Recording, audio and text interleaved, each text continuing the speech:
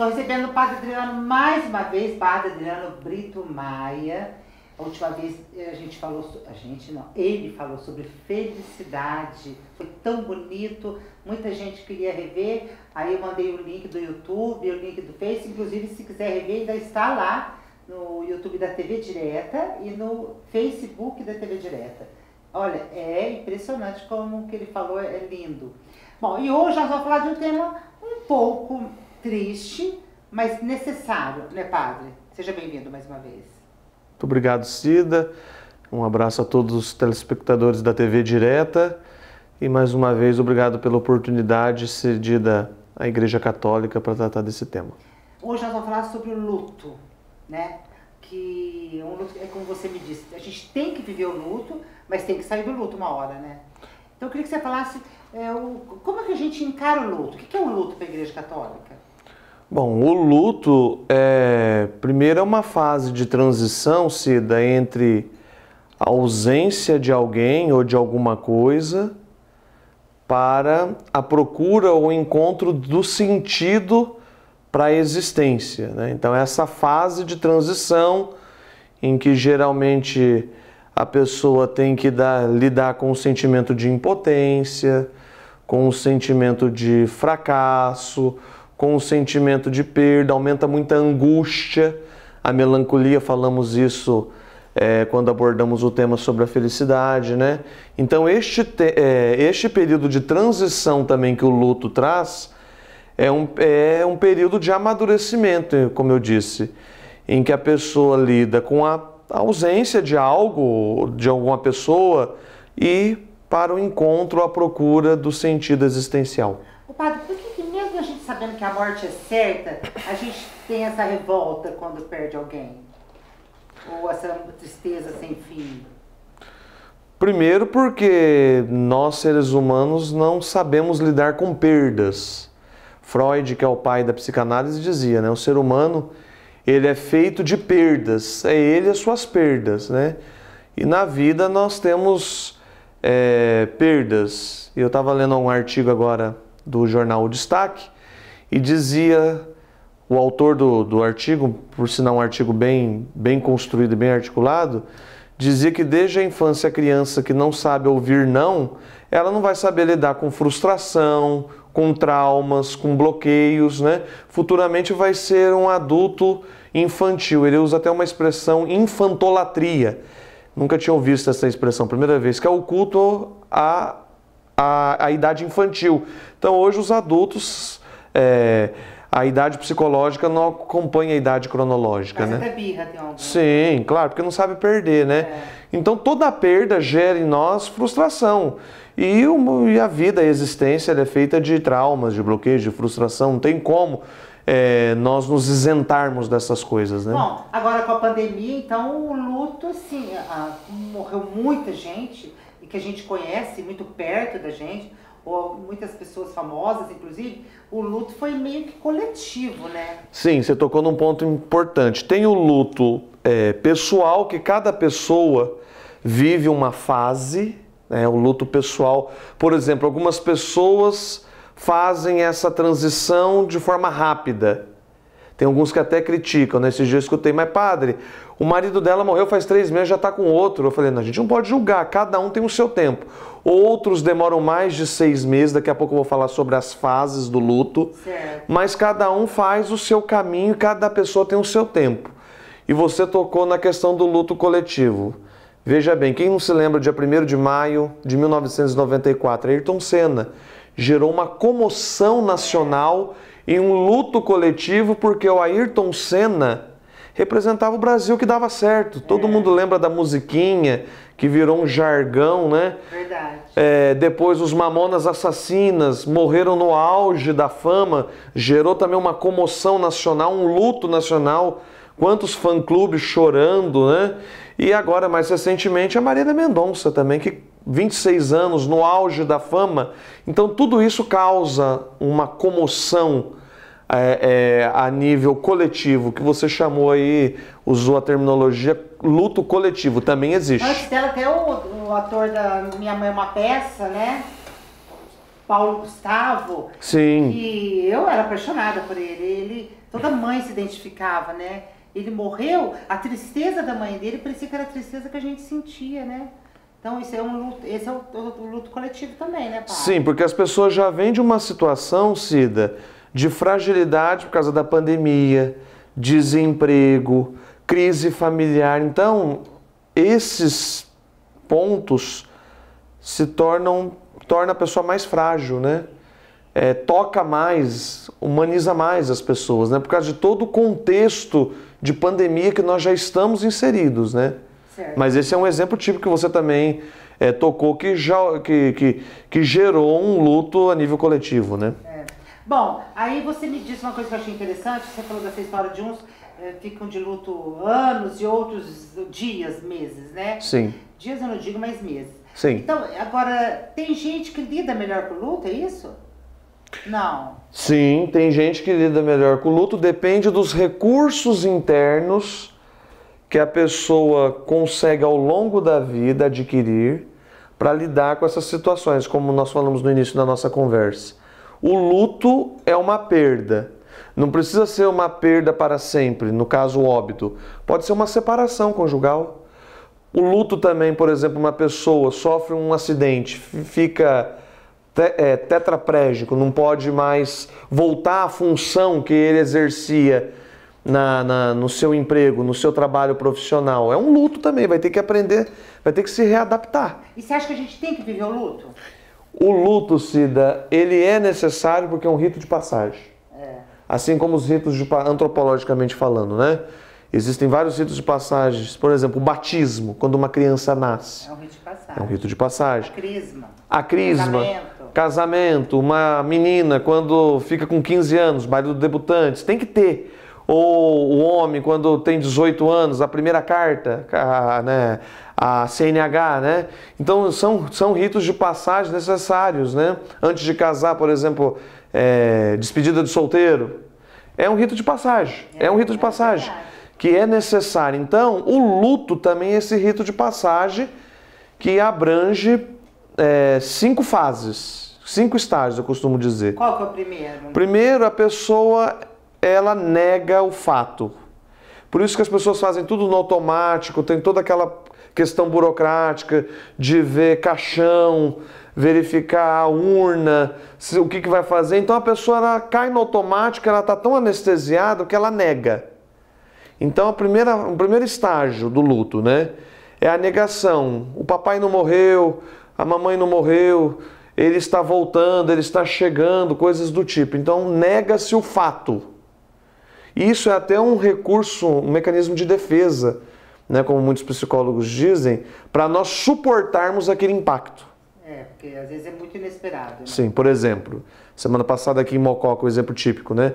Tivemos aí o falecimento da Cristiane Guidelli. Nossa, causou uma comoção. Foi um luto coletivo, né? Foi um luto coletivo. Nossa, uma tristeza.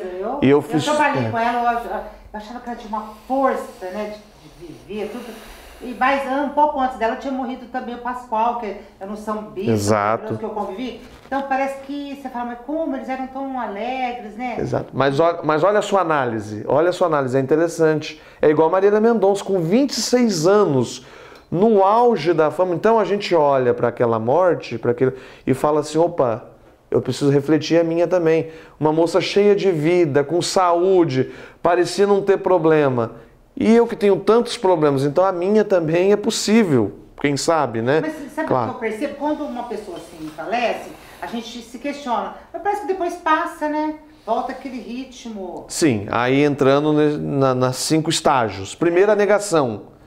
Eu estava lá no velório da Cristiane, os pais vão negar. Claro, porque enterrar um filho, os pais que enterram um filho é uma dor sem nome. Então, primeiro, negação. Essa fase, Cida, dura de 3 a 4 dias. Por isso que a pessoa consegue resolver todas as questões burocráticas do funeral. E às vezes a gente até se pergunta, nossa, mas onde está encontrando força? É um mecanismo de defesa. A pessoa ela não consegue acreditar, né? Aí depois tem a segunda fase, que é a da raiva. né? Depois do quarto ou quinto dia. A pessoa briga com Deus, ela não acredita mais em Deus, ela não quer mais ir na igreja, não acredita mais no padre, no pastor, né? Ela quer ficar isolada dentro de casa, às vezes não quer trabalhar durante alguns dias. Esse é um processo normal, é a raiva. Conta a todos os parentes por que aconteceu com meu pai, com a minha mãe, com a minha filha, não com o filho do fulano.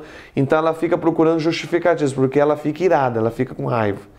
A terceira fase do luto, Cida, é a fase da barganha ou da negociação, né?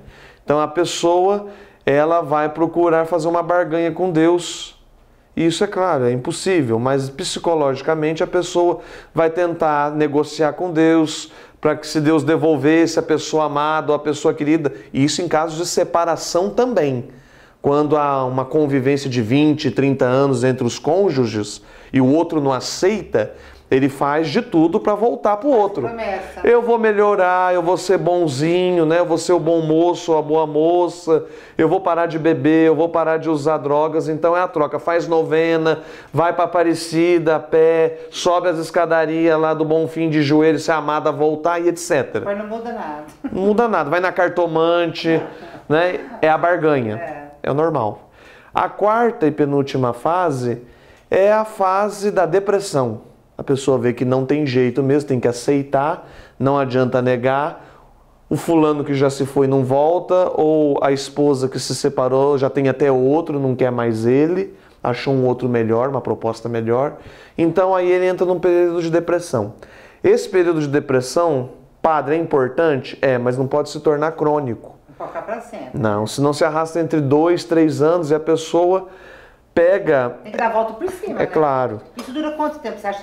Qual que é o ideal? Durar quanto tempo essas fases? Olha, Cida, como eu disse, cada pessoa tem um tempo, não tem um ideal assim. O interessante é que isso não se arraste por muito tempo. Então a pessoa tem que voltar para suas atividades físicas. Em momentos como esse, eu costumo orientar assim, pessoas que estão passando por luto, ter a companhia de alguém, um ombro amigo, uma mão estendida, né? E a quinta e última fase, que é a aceitação.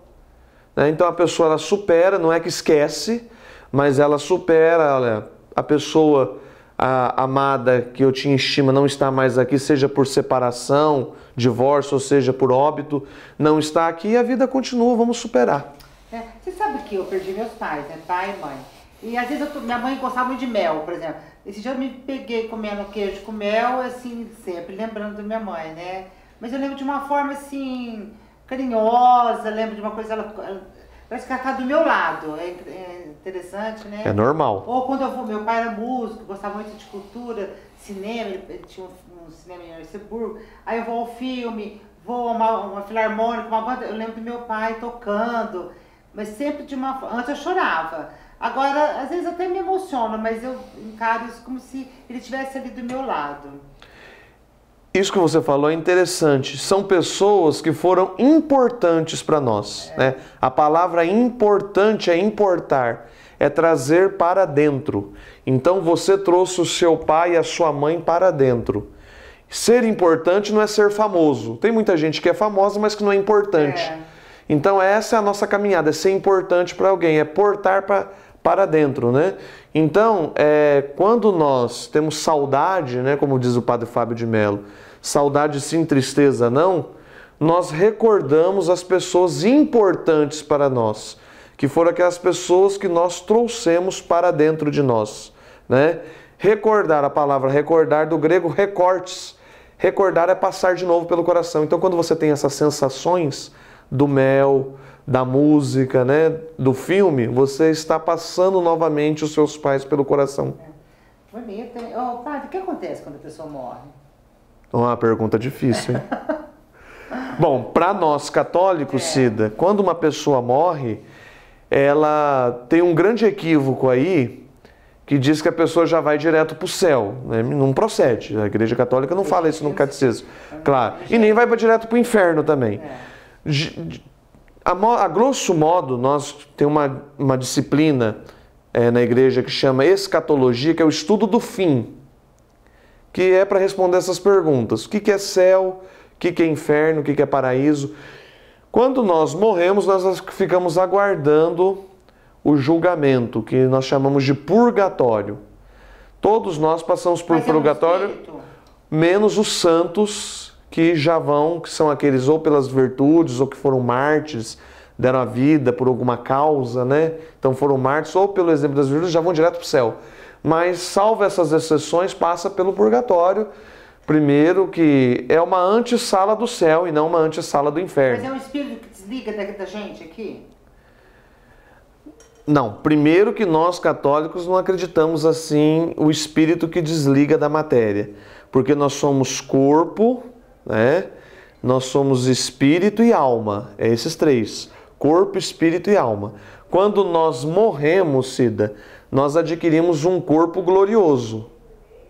Não este corpo mais matéria, mas um outro corpo num outro formato, né?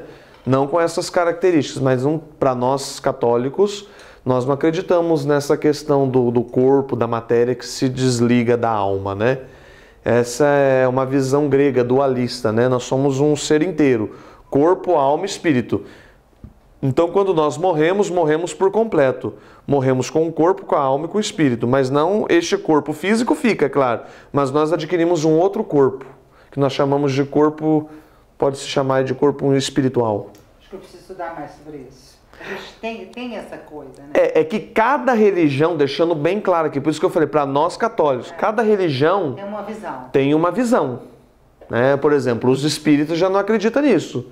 Né? E eu respeito também, que a gente tem que respeitar e dialogar com todo mundo, né? Mas a doutrina espírita já acredita, por exemplo, que o corpo vai para um lugar, depois ele volta, né, para pagar aqui as suas penas, né, que são os karmas, né? Até a pessoa vai se reencarnando esse ciclo migratório, não fala em ressurreição, o espiritismo fala em reencarnação, esse ciclo migratório só termina quando a pessoa cumpriu o seu karma. Para nós não, quem foi já não volta mais. Muito bem, padre, qual que é a sua palavra? Usa essa câmera aqui. Qual que é a sua palavra para quem está de luto e não importa a fase que esteja? Eu queria que você desse uma palavra de conforto. Bom, primeiro é acreditar na superação. A vida é feita de superações, é feita de perdas, feita de superações. Devemos acreditar sempre, e superar não é esquecer um ente querido, como você falou aí, que você sempre se lembra com muito carinho. E tem que ser lembrado mesmo, né? A ausência física não pode apagar a presença no coração das pessoas, né?